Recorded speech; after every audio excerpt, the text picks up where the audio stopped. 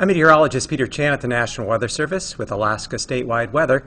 On today's weather map, we have across the eastern interior and just north of the southeast panhandle a backdoor cold front,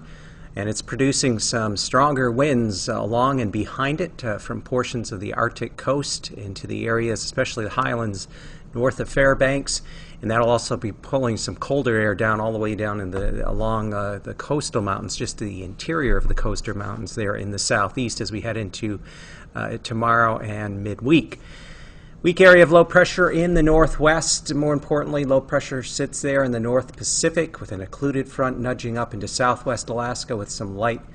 rain, pretty spotty though. And as we go into tonight, we will see that area of low pressure there in the North Pacific just kind of sit and spin with an occluded front that'll be lifting northward into the Gulf of Alaska. Meanwhile, that backdoor cold front makes a little more progress toward the southeast coast. And something I should mention, at least through early evening, we still have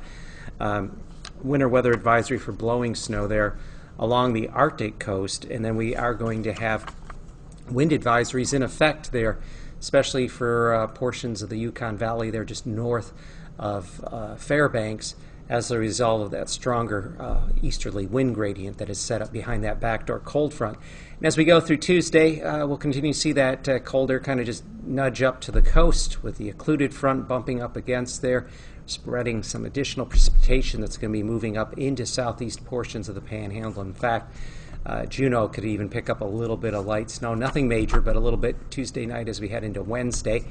Otherwise, along the Arctic coast, we'll be watching that cold front as it works its way a little more inland through the western and northwest side of the state, and that is going to just bring a little reinforcing shot of colder air. Meanwhile, low pressure will continue to weaken there in the Gulf of Alaska, but spreading precipitation, especially up there, mainly in the form of rain along the coastal areas of the southeast, but the mountains, especially once you get inland a bit,